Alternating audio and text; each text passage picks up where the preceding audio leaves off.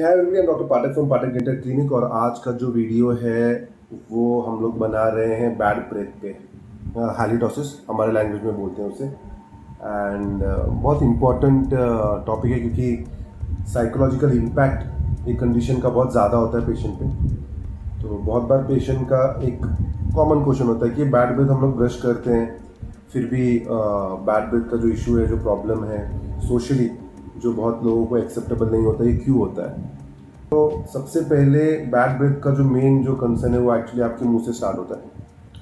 मुंह में मल्टीपल अगर कैविटीज़ हैं, अगर कैविटीज़ ज़्यादा है, एक से दो दांतों में है, 3 दांतों में है, अगर गम डिसीज़ है, या फिर टंग आप प्रॉपरली क्लीन नहीं कर रहे हो, उस पर डिब्रिस या फिर एक्यूमुलेशंस है, अगर आप साफ़ नहीं कर रहे हो टंग को, या फिर कोई लेजन है, यानी एक वाइट लेजन या रेड लेजन, कुछ अबनॉर्मलिटी है। तो ऐसे मल्टीपल फैक्टर्स होते हैं जो आपके बैड ब्रेथ को कंट्रीब्यूट करते हैं। अदर देन दैट, यानी अगर समझिए आपके मुंह में कोई भी प्रॉब्लम नहीं, अगर आपका डेंटिस्ट बोलता है कि आपको कैविटीज़ नहीं है, मुंह में आपके गम डिसीज़ नहीं है, जिंजिवाइटिस नहीं है, या पेरियोडोंटाइटिस नहीं है, या फिर आपकी टंग भी आप क्लीन कर रहे हो, आपको कोई वाइट लेजन भी नहीं है या प्रीमैग्नेंट लेजन भी नहीं है, फिर भी अगर आपके मुंह से स्मेल आ रही है, तो इसका ये मतलब नहीं है कि आपको कोई इश्यूज़ नहीं है। There are multiple systemic condition यानी आपको कोई और भी बीमारियां हो सकती है जिसकी वजह से आपके मुंह से फाउल स्मेल या बैड स्मेल आ सकता है। पेशेंट जिनमें लीवर का प्रॉब्लम होता है, डायबिटीज़ का प्रॉब्लम होता है, थायराइड पेशेंट में कभी कभी आप देखोगे कि बैड ब्रेथ होता है। पेशेंट जिसमें गैस्ट्रिक इरिटेशन, गर्ड जिसे बोलते हैं, गैस्ट्रोइसोफेजियल रिफ्लेक्स डिसऑर्डर, उनमें भी ये स्मेल रहता है। तो काफ़ी टाइम आप देखोगे कि पेशेंट बोलता है कि मुझे एसिडिटी का तकलीफ़ है। तो ये सब जो होते हैं कारण, वो आपके बैड ब्रेथ को कंट्रीब्यूट करते हैं, और बहुत बार यही रीज़न होते हैं कि आपके मुंह से स्मेल आती है। अब इसका डायग्नोसिस बहुत अलग अलग तरीक़ों से किया जाता है।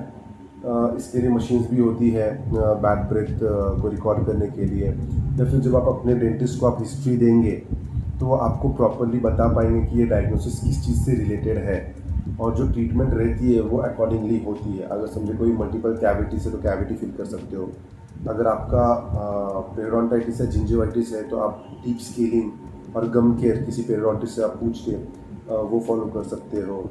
या फिर अगर कोई लेजन है तो आप किसी डेंटिस्ट को पूछ के उसकी ट्रीटमेंट ले सकते हो। अगर सिस्टमिक कंडीशन है तो आपको फिजिशियन को दिखा के आप मॉनिटर कर सकते हो कि किस तरीके से उसे हम लोग कम किया जा सकता है।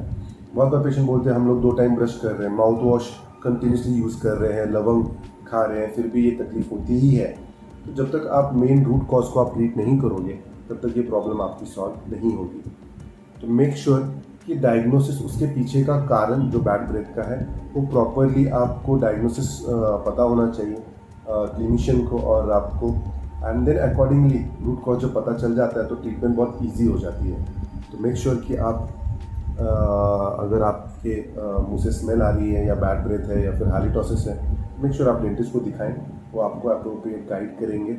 और अगर आपको और भी गाइडेंस या आपको किसी और भी चीज़ की इन्फॉर्मेशन चाहिए हो तो हमारे वेबसाइट पे आप विजिट करें www.pathakdentalclinic.com। Thank you.